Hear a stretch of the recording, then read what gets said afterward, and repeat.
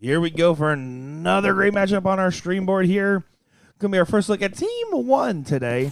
Going to be against Andrew and Tommy. My name is Nick Teixeira, joined by Gordon Dixon on the call for this pro doubles matchup.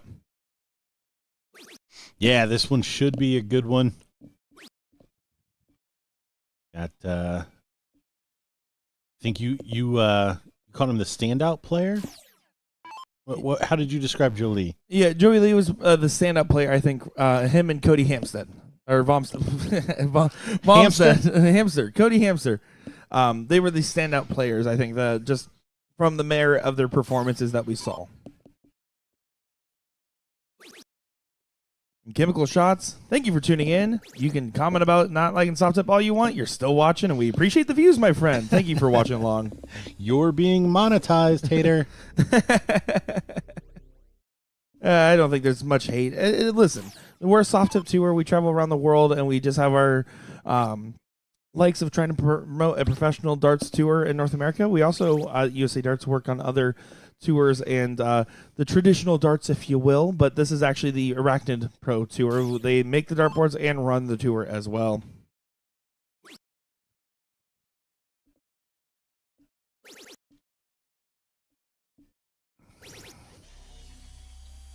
Here we go, getting things going. Donnie Joe, Final 125. Is this his first playing on the live stream we've seen so far? Yes, I believe so. Just kind of surprising to say, considering the run that they won on last year. But this was the event where they went on that run, Team 1, and currently they're one match away from that seat match. Same thing with Andrew and Tommy. Well, and he also didn't play yesterday at all. Oh, he didn't? No. He just came over here to give me those flights because he was hanging out and having a good time? Yep. God, what a nice guy. It's one of my favorites. I say it every time. Good morning, everyone, and thank you all for coming right on back over after our little internet hiccup there. Do apologize about that, as this hotel's internet has not been our friend at all.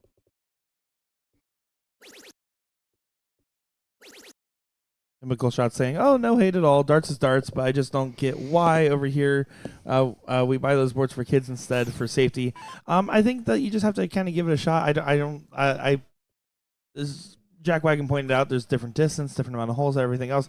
It's a level playing field. It's not just easier to play. If that was the case, then there's a reason why Leonard Gates is still predominant top player in North America on steel and soft tip, right? Darts is darts, as you said it yourself.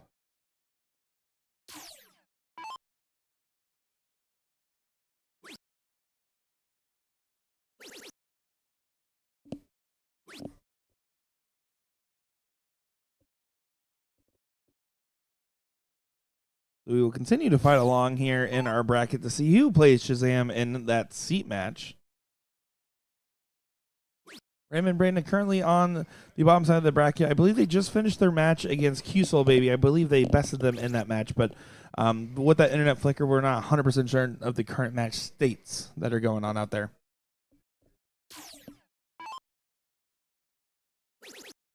You're curious, we are live on 4 different platforms right now: BullShooter's Facebook and YouTube, and also USA Darts' Facebook and YouTube. So feel free to give us a follow on whichever platform you're watching. It's an absolute pleasure to have each and every one of you watching along here with us. Had over 500 people before the internet crash. Hope to see you all come back in and give us a share around.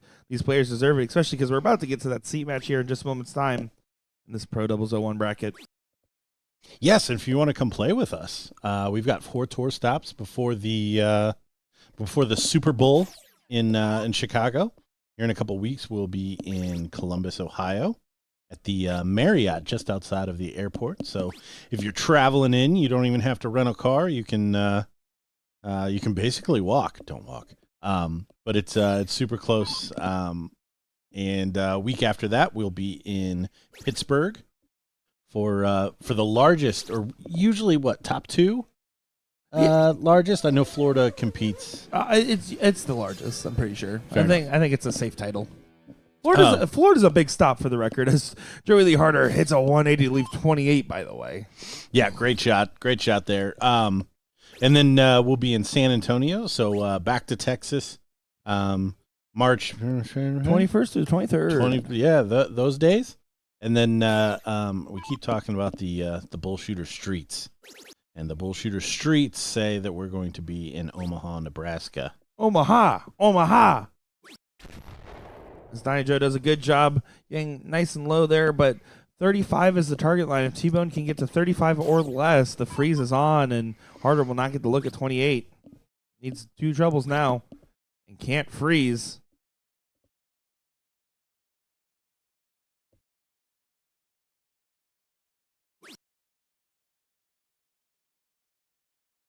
Here we go. Double 14 for the first leg on the board in this race to 3 format here. Top 4 winner side to get into that seat match.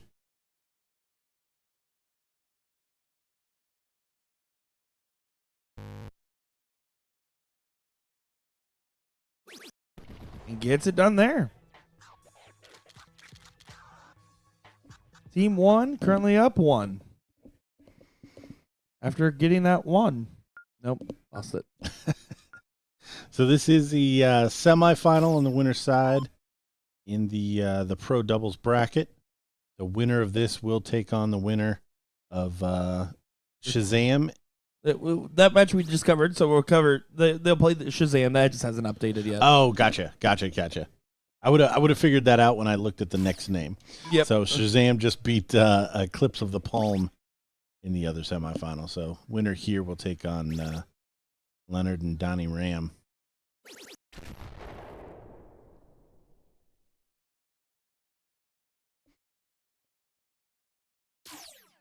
You want to come up to the line. He was a little bit of an X factor in that previous match we saw them playing against Q-Soul Baby, where it was kind of an all or nothing type of play. He accidentally bumped an extra 8 points on the board there. I don't know if they. Yep, he did catch that there. Wags in the chat saying, "Hi, Nick Teixeira. Well, I'm mad at you. You're not here going to Q Club with me with McGinnis and Cottrell and all those guys. So get out of here, Wags. Get out. Scram."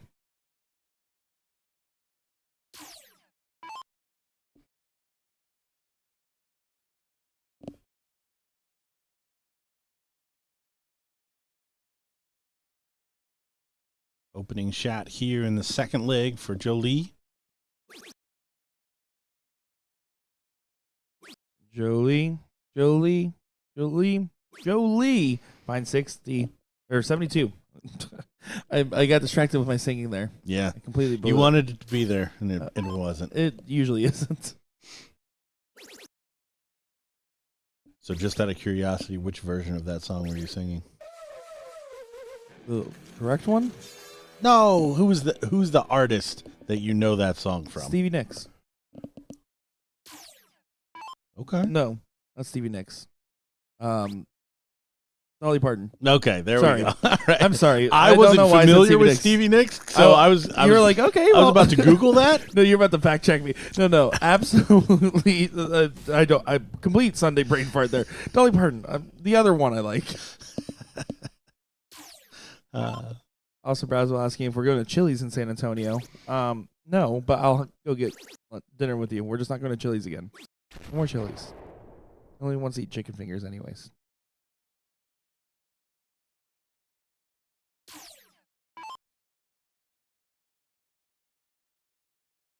Back to the match.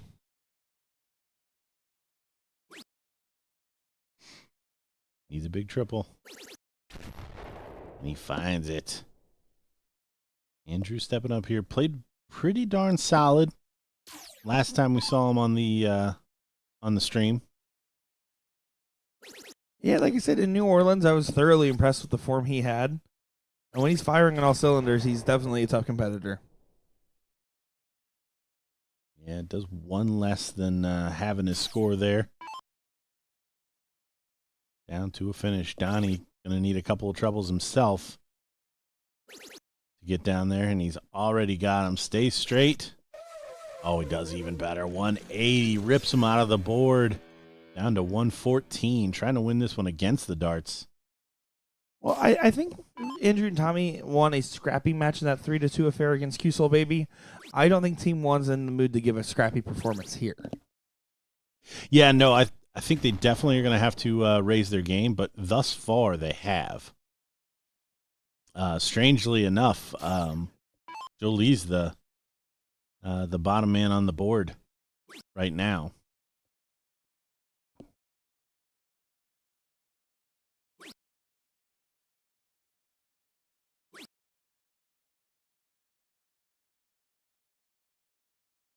just 60 there, now in major danger of freezing. But Hammock's only thinking about the finish line right now. Now is thinking about freezing. Does get there. Getting below harder score. Don Joe will not get a look at the 114 here.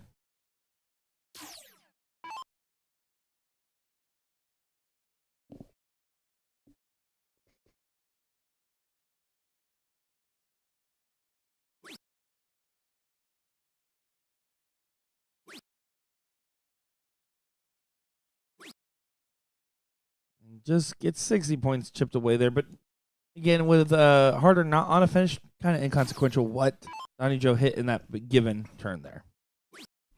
Well, but you still want to bring it down to where T-Bone doesn't have the chance to freeze harder when he gets into range. But they're going to have to fade this 41. 180 would take him to 89. So there is an opportunity to freeze here. Gonna need all three. That's a good start to the campaign, though. Following along, Look at another this. one. Finds a 180 for Joey Lee Harder. Yes, and by 2 points. Freezes the 41 of Andrew. Maybe trip 13. Yep. That's what he's looking for.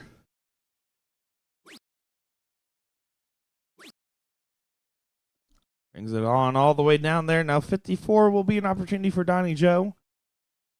Go ahead and take this in a 2-0 lead.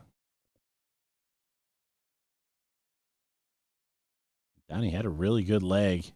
A big come up there from Joe Lee to set this up. There it is. See Joe Lee in the background ringing the bell. Yeah, he's getting a little fiery, isn't he? That double goes in. Well, that was massive. I mean, obviously, you don't want to normally put yourself in situations where you need the 180 to get out of it, but he did, and he still hit it, and now they're in pole position for the match.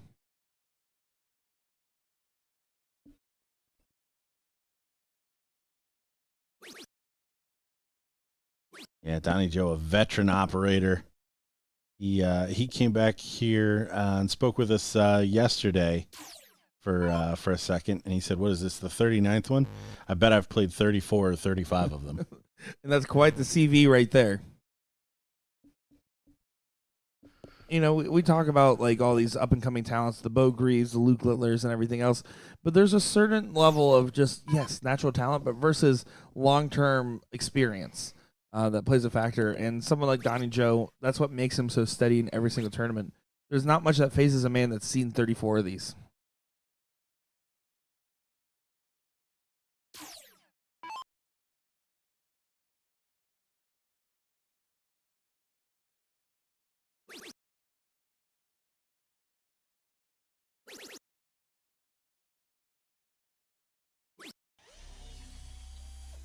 Yeah, and although Donnie didn't get in, the ins from Andrew and Tommy were not overly impressive. So, barring 180s from them, Donnie should be able to mitigate that open with a decent in here. I think we saw a little bit of steel tip there as Donnie approaches the board before it flips over. That's always something that I struggle with in soft is how quickly or slowly the board flips over sometimes. Oh, it is a little bit of a game changer. It makes you really prioritize self-pacing and that Dimitri Vandenberg style of approach to the dartboard. Yeah, because I'm used to as soon as that guy's out of my way, it's my board. And, yeah, it doesn't always work out that way. Joey Lee can be in control of this one so far as he had the best in. He's having a little bit of a lackluster turn.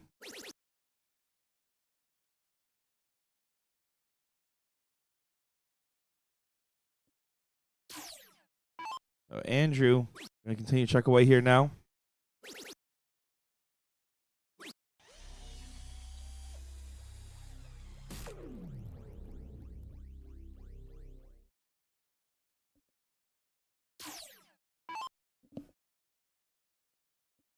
Donnie Joe, after having the failure to get in that first round, has not really been punished for it and is in fact doing just fine, despite everything. Not enough to break the throw of Andrew Hammock right now, but enough to at least keep himself in line with it. Yeah, no off and running, and again, that's just kind of a testament to the mediocre opens from Andrew and Tommy. They just weren't able to run away the way they could have with that open. Now Harder's looking for a big shot here. Wants to produce something magical to try to get to that finish first. Will not do so. Going wide. A uncharacteristic for him so far. That was probably one of the, I would dare to say, sloppiest turns I think I've seen from him. Chemical. You have no idea what you're talking about, man. I mean, he's asking questions. I think they're just trying to get educated. But is that a question? No, I didn't see that comment before I started saying that. Listen, if you don't like the content or the type of dartboard, it is what it is. But it is an equal playing field for every competitor alike. And frankly, it's one of those things where if you don't understand it, open your mind up to it. Give it a shot. And if you don't like watching it or you think it's easier or childish, then that's not something, an opinion I can change for you probably right here.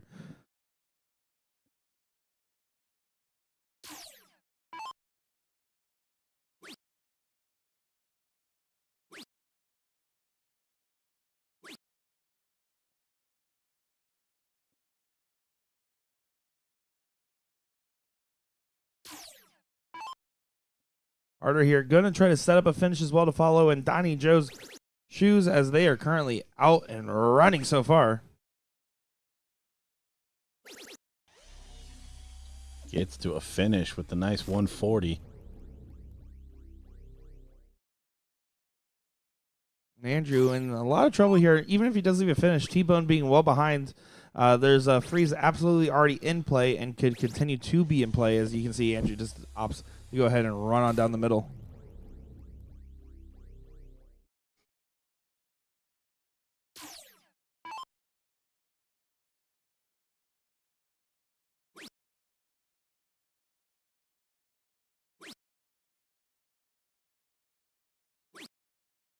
Donnie Joe, a little bit of a slow turn there. So a big shot from T-Bone, a massive shot would be needed here to give an outside opportunity.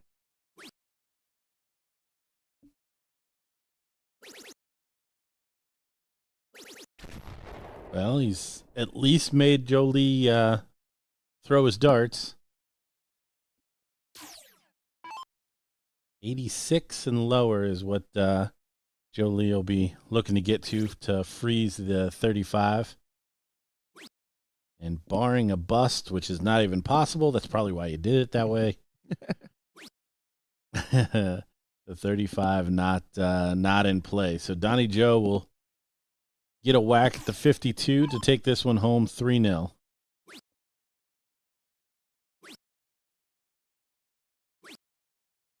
All the way down to 2. So Donnie Joe can end it here. Does not want to leave T-Bone an opportunity because you never know.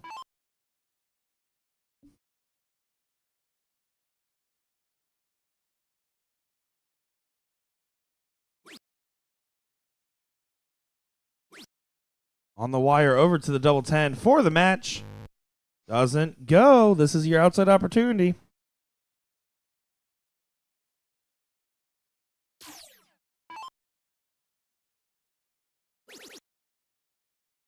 Shots on 42. No, 60 for 22. Look at that. Big finish. Big finish. And we've talked about it. That's the way to win those legs when you've frozen your partner. It usually has to be the guy that's freezing. Takes a big finish. So kind of out of nowhere, but T-Bone comes up big. But that 2-0 lead is really going to stick out here, as now Donnie Joe and Joe Lee get the start in what could be the final leg of this match. Yeah, now at this point, it's all about controlling your throw, making sure you're having consistent scoring rounds, and not letting any errant darts take control.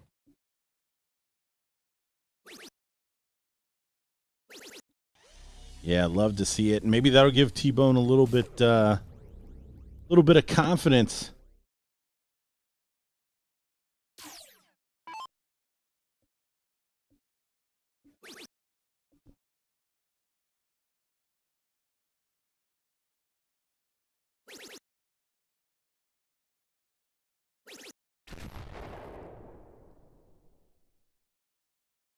Good open from both of team ones.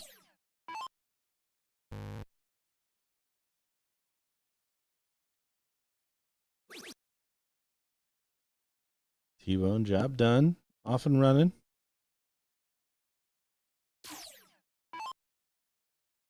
So now Donnie Jones is going to do his job to try to continue to push the envelope here, though. And consistent scoring rounds is all you're thinking about right now. If you hit something exceptional, so be it. As he's going for exceptional here and finds a 140. Yeah, Donnie Joe throws a 12 darter. I mean, they essentially couldn't have won without a perfect leg. So that's what that's the standard that he's looking to set. And that's the standard that's going to be expected, especially getting into the seat match here against Linder Gates and Donnie Ram.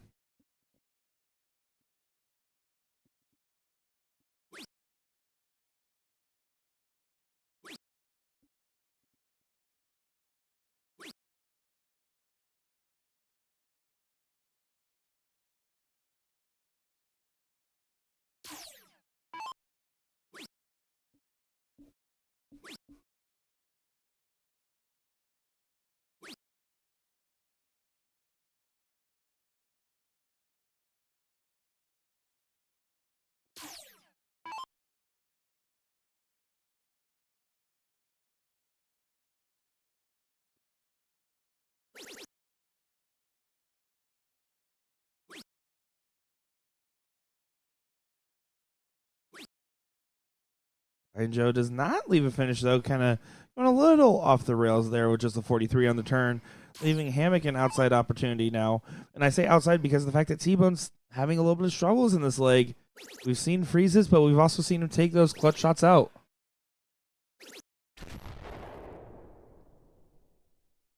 Yeah, Andrew takes the lead. But could, again, be all undone. T-Bone lingering back. Gonna need a big shot to bring this back in order. But again, Joe goes out in 6 darts, and it's all moot. I have to agree with you there, as does not find any troubles on the turn once again. He was the hero of the last leg, hitting the big checkout, but is just falling a little bit short here. The wrong times. Donnie Joe continuing to try to dictate the pace, recovering from his 40-plus round last go. Doesn't exactly do so, though. No, that does open this up, because now Donnie can't go out. So a nice setup and fading the freeze. And that's the key part of that, right? You need T-Bone to find a big one.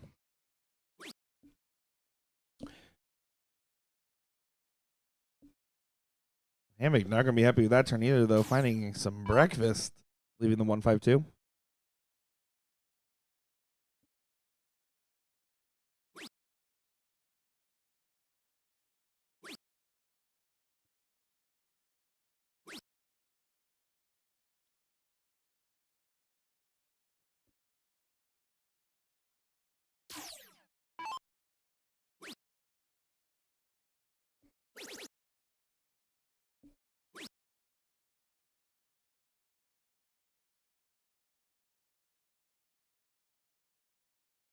Yeah, freeze also almost undoubtedly coming in here. And he really only needs one big treble. And there it is, barring a crazy bust. 152 will be frozen. Good makeup shot there from Donnie to leave tops. 152 cannot be finished.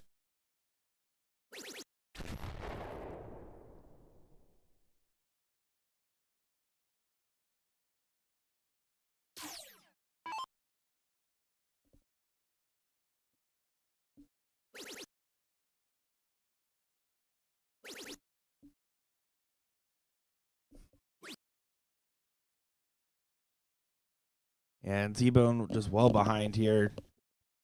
He's going to feel frustrated looking back at this one, as he's been having a little bit of that scrappy performance. Showing signs of brilliance and just evading him in this leg altogether. Donnie Joe for the match, double top. Yeah, and the nice part here, not much pressure on this dart. That shows us he just nails it right in there. Quick to get some handshakes, and Team 1 moves on to the seat match, giving some finger guns, back-to-back years, back-to-back seat matches. Guys, we're going to go ahead and get that seat match coming up here in just a moment's time. So don't go far, folks. We're actually going to go ahead and hear from Cody Vomstead that we had a talk with last night, talking about his big run in the pro singles, getting runner-up to Ram Guevara Jr. Go ahead and be back in just a moment. Hello, everyone. We're back with the Houston regional coverage here for our 39th annual World Tour, and I'm here with Cody Vomstead, the guy on Friday night with a mission in mind and went on an incredible run. Cody, we were actually at the Q Club Thursday night, and you came up to me and said, "Do you know how to pronounce my last name? I'm going to be on stream tomorrow." Were you thinking that this was going to be the run you were going to have to on Friday? Not at all. I kind of just showed up with no expectations other than to have fun, and I mean, one thing led to another, and next thing you know, I look at the bracket, and I'm at where I'm at. So, no, not really. So you're playing in the top 4 winner side, going up against Leonard Gates, of course, someone you expect to see at that point in the bracket. What was running through your heads going into that first match against them? I mean, I kind of just wanted redemption, I guess you could say, because last year in the pro singles, I played him in the exact same spot for 3rd and 4th place, and I mean, if you go back and watch it last year, he waxed me. I mean, it wasn't even close. But, I mean, last year I was a little nervous, obviously, but I think I've been working through the nerves, and I just kind of tried to block it out, and, yeah, it worked in my favor. You're a guy that was running off a lot of adrenaline there, right? I mean, you like to show your heart on your sleeve on some of those bigger shots, but sometimes you're keeping cool and collected. You had your ice in the veins when you were playing Leonard Gates again, and all of a sudden you were faced with a 160 opportunity to win the match. And what were you thinking in that moment? I mean, what could have possibly run through your head? You had everybody watching behind you, everybody freaking out at home about it too. Well, when I hit the first trip 20, that was my first goal, obviously. Hit the first one, go from there. I knew if I didn't hit the second one, that was it. So I was really trying to slow it down right there and focus. And when I hit the second one, that's why I'm usually not the kind of person to take a step back. But I knew that was the only opportunity I was going to have because, I mean, it's Soldier. But, yeah. It was incredible. I hit it. It was incredible. Everyone reacted the way they did. And to feel that feeling and beat Leonard Gates twice in one tournament is a feat almost nobody can really say, let's be honest. But then you're going into Ram again, and seeing him in the finals after the king seat. And at first, it looked like Ram was just on a mission. He started kind of fighting back. What were your thoughts in that last final there? I mean, did you have the eyes on the prize, or were you just trying to stay alive in the match? I mean, what were you feeling? Because I don't even know what I would be feeling in that moment. Well, to be honest, when I lost the first two, I thought that was it. I didn't know that it went back to the winner side. So I went up to him. I was like, "Man, good shooting." I mean, I tried, and he's like, "We're still going." I was like, "Oh, I didn't know." So that's when I was kind of like, "All right, well, you have another chance. Dial it in. Try and do better." And then I won the two, went to a last leg, and then, I mean, I couldn't answer that. He was just untouchable. And everyone kept saying, I need to stop going for double 19s. For everyone that kept saying that, by the way, double 19s usually my go-to, and I usually drill it. But last night, before the live stream matches, I was hitting it every single time. I'm gonna put that out So there. that's Jack Wagner on YouTube that was calling you out on that one. I went back and watched it, and they're like, just go for the double 16. Double 19's my double. I love it. I usually hit it, and it just so happens that when I'm on the stream, I can't hit it, and then double 16 was working for me. So, yes, I probably should have went double 16 first start, but I love double 19. Well, and even then, I mean, again, Ram played phenomenal in that last leg decider to pretty much Yeah. seal the deal. But you still went on a heck of a run. I mean, you were talking about me right before you started recording this. People are still coming up to you and talking about that run. What's it feel like to accomplish such a big feat? I mean, getting second in this field is incredible. Yeah. I'd probably say to this date, me being the age that I am, Which is how old? 25. But yeah, it's probably one of my biggest wins that I've had, and it definitely felt good. I'm not really, like I said, one to be crowded, I guess, and everyone keeps talking. Obviously, I love it, but I'm not one to sit there and hold conversation. I'm trying to stay humble, I guess. Yeah. I don't really know how to put Low it. key. Low key is probably the term. Yeah. Yeah. So, one last question for you here, and I'll let you get back to it. But, 25 years old, got second place against Ram Guevara, beat Leonard Gates twice in the pro bracket. What advice do you want to give to that dart player, around 20 years old, maybe deciding to pick up the sticks for the first time? Practice. I went through a slump probably about 4 months ago because I quit practicing as much as I used to, which used to be like 4 nights a week, 5 nights a week I'd be playing darts. And then I kind of quit and just slowed down on it. And then before BullShooters came around, I picked them back up and started practicing every day. And then, I mean, they felt good. And don't be nervous, obviously. I feel like nerves is the biggest thing in darts that people have to deal with. You can be the best player ever, but if you're nervous, you're not going to beat the best players ever. Well, easier said than done, but good point Yeah. there. As a player, I always got super nervous, and funnily enough, in front of microphones, never felt that once. But you were incredible, man. We were excited to see you, and we're excited to see where your game continues to go, because you certainly proved that you belong with those big boys. You played like one of them. You are one of them, and we wish you nothing but the best of luck with the rest of your darting journey here in Houston and the rest of the tour. Here at the Houston Regional for our 39th annual World Tour for BullShooter, I am joined by Chris Rodriguez of Rick's Darts and Games. And first off, how you doing, my friend? Good. How about yourself, Nick? I'm doing great, man. And you have a wonderful booth out there. Lots of lines of people going in and getting some supplies, myself included, actually. How's it been for you guys being out here at our regional tour? Good. Great reception, and we were really appreciative of all the support and obviously the invitation for BullShooter to have us in this event. It's really, we look forward to it every single year, and to look for obviously the support to help the community that we live and serve in.